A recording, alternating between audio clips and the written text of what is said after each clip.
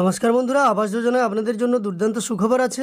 আবাস যোজনায় আপনারা জানেন মাননীয় মুখ্যমন্ত্রী মমতা বন্দ্যোপাধ্যায় প্রতিশ্রুতি দিয়েছিলেন কেন্দ্র টাকা না পাঠালেও এবছর ডিসেম্বর মাসেই একটি কিস্তির টাকা উপভোক্তাদের ব্যাঙ্ক অ্যাকাউন্টে সরাসরি ট্রান্সফার করবেন। এর আগে প্রধানমন্ত্রী আবাস যোজনায় যে সার্ভে পশ্চিমবঙ্গে হয়েছিল এবং 11 লক্ষ উপভোক্তার নাম উঠেছিল, সেখানে অনিয়ম এবং কারচুপি হয়েছে এই অভিযোগের ফলে কেন্দ্র থেকে সে টাকা পাঠানো বন্ধ করা আছে। তারপরই মাননীয় মুখ্যমন্ত্রী মমতা বন্দ্যোপাধ্যায় ঘোষণা করেছিলেন এবছর ডিসেম্বর মাসেই উপভোক্তাদের ব্যাঙ্ক অ্যাকাউন্টে কেন্দ্র টাকা না দিলেও একটি কিস্তির টাকা ট্রান্সফার করা হবে এবং সেই মতো একটি সার্ভে হওয়ার কথা ছিল। সেই সার্ভে কিন্তু এখনও পর্যন্ত শুরু হয়নি। যেটা আজকের সংবাদে আপনাদের আমি দেখাবো, সেই সার্ভেই কিন্তু শুরু হতে চলেছে 15ই সেপ্টেম্বর থেকে এবং এই সার্ভে তাড়াতাড়ি শেষ করতে হবে, কারণ আর 2.5 মাস মাত্র বাকি। ডিসেম্বরেই একটি কিস্তির টাকা উপভোক্তাদের ট্রান্সফার করতে হবে, এমনই সংবাদ উঠে এসেছে। সেই সঙ্গে এই সার্ভে থেকে অনেক নাম বাতিল যাওয়ার সম্ভাবনা আছে, কারণ যারা বাড়ি তৈরি ইতিমধ্যেই করে ফেলেছেন তারা আর আবাস যোজনার মাধ্যমে বাড়ি তৈরির জন্য আর্থিক সহায়তা পাবেন না। তো চলুন ভিডিওতে আমরা ডিটেলসে এই সম্পর্কিত সমস্ত তথ্য দেখে নিই।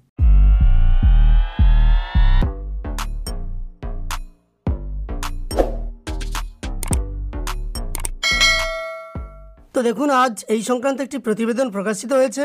যে প্রতিবেদনে জানানো হয়েছে ডিসেম্বরের মধ্যে কেন্দ্র টাকা না দিলে বাংলার গরিব মানুষকে বাড়ি তৈরির টাকা রাজ্য সরকারই দেবে বলে ঘোষণা করেছিলেন মুখ্যমন্ত্রী মমতা বন্দ্যোপাধ্যায়। সেই সময়সীমার বাকি আর মাত্র 2.5 মাস। তাই এখন থেকেই মাঠে নামছে রাজ্য প্রশাসন। আগামী 15ই সেপ্টেম্বর থেকে পার্মানেন্ট ওয়েটিং লিস্ট বা PWL বা চূড়ান্ত উপভোক্তা তালিকা ধরে উপভোক্তাদের বাড়ি বাড়ি গিয়ে যাচাইয়ের কাজ শুরু করতে চলেছে রাজ্য প্রশাসন। এর আগে রাজ্য জুড়ে যাচাই পর্ব চালানো হয়েছিল 2022 সালের ডিসেম্বর মাসে। তারপর কেটে গিয়েছে প্রায় 1.5 বছর। এই সময়কালে অনেকেই বাড়ি তৈরি করে ফেলেছেন বা মারা গিয়েছেন বা অন্যত্র চলে গিয়েছেন। সে কারণে ফের একবার নতুন করে ন্যায্য উপভোক্তা যাচাইয়ের প্রয়োজন বলে মত প্রশাসনিক কর্তাদের। পঞ্চায়েত মন্ত্রী প্রদীপ মজুমদার জানিয়েছেন, কেন্দ্র টাকা দিক বা না দিক গরিব মানুষের বাড়ি তৈরি হবেই। সমীক্ষার পরেই মোট উপভোক্তার সংখ্যা বোঝা যাবে। প্রসঙ্গত 2022 সালে ঝাড়াই বাছাইয়ের পর চূড়ান্ত উপভোক্তা তালিকায় রয়েছে প্রায় 34 লক্ষ নাম। এর মধ্যে 13 লক্ষের বেশ কিছু বাড়ি তৈরির জন্য কেন্দ্র প্রশাসনিক অনুমোদন দিলেও 1 টাকাও দেয়নি এখনও পর্যন্ত।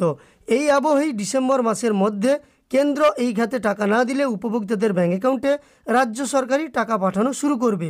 শনিবার রাজ্য পঞ্চায়েত দপ্তরের তরফে প্রত্যেক জেলার প্রশাসনকে উপভোক্তা যাচাই সংক্রান্ত নির্দেশিকা পাঠানো হয়েছে। তাতে সাফ হয়েছে আবাস যোজনার এই যাচাই প্রক্রিয়া নিয়ে শীঘ্রই একটি SOP জারি করা হবে। তো এই যাচাই প্রক্রিয়া যে 15ই সেপ্টেম্বর থেকে শুরু হবে সেই সম্পর্কিত তথ্য এবার আপনারা দেখুন। পাশাপাশি প্রত্যেক গ্রাম পঞ্চায়েতের একজন সরকারি কর্মচারীকে যাচাইয়ের দলে রাখা বাধ্যতামূলক করা হয়েছে। অর্থাৎ যারা সার্ভে করতে যাবেন বাড়ি বাড়ি, তাদের মধ্যে একজন গ্রাম পঞ্চায়েতের সরকারি আধিকারিকও থাকবেন এবং তিনি নিজে সরজমিনে খতিয়ে দেখবেন। 15ই সেপ্টেম্বর থেকে যাচাইয়ের কাজ শুরু করতে বলা হয়েছে। একেবারে নির্ভুল মানে 0% এরার হতে হবে সমীক্ষার রিপোর্ট। রাজ্যের তরফে আরও জানানো হয়েছে শীঘ্রই এ বিষয়ে জেলা প্রশাসনের সঙ্গে ভার্চুয়াল বৈঠক করবেন মুখ্য সচিব মনোজ পন্থ। অর্থাৎ ভার্চুয়ালি বৈঠক করেও কিন্তু এটা জানিয়ে দেওয়া হবে 2022 সালে যাচাই পর্বের অভিজ্ঞতা কাজে লাগিয়ে এখন থেকেই সমীক্ষার জন্য প্রস্তুতি নিয়ে রাখার নির্দেশ দেওয়া হয়েছে। অর্থাৎ 2022 সার্ভেতে যে ভুল ছিল সেই ভুল আর যাতে না হয় সেই রকম নির্দেশিকা কিন্তু জারি করতে চলেছে সরকার। এবং এক্ষেত্রে বলা হয়েছে যে অনেক উপভোক্তার নামও কিন্তু এর থেকে বাতিল যাওয়ার সম্ভাবনা তৈরি হয়েছে, কারণ যারা বাড়ি বানিয়ে নিয়েছেন এতদিনে তারা কিন্তু আর এই আবাস যোজনায় বাড়ি তৈরির জন্য তারা কিন্তু আর সাহায্য বা আর্থিক সহায়তা পাবে না।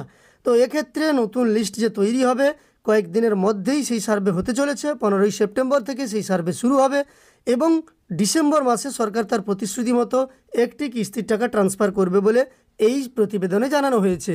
যাই হোক, এই সংবাদটি আপনাদের কাছে দেওয়ার ছিল। আপনার যদি এটা উপকার এসে থাকে একটি লাইক করবেন, আপনার মন্তব্য এই বিষয়ে কমেন্টে অবশ্যই জানিয়ে দেবেন। আর সেই সঙ্গে চ্যানেলের সঙ্গে যুক্ত থাকতে চ্যানেলটিকে সাবস্ক্রাইব করে পাশে থাকা নোটিফিকেশন বেল আইকনটা অল করে রাখবেন। আর ফেসবুক থেকে দেখে থাকলে পেজটিকে অবশ্যই ফলো করবেন। ভিডিওটি শেষ পর্যন্ত দেখার জন্য অসংখ্য ধন্যবাদ।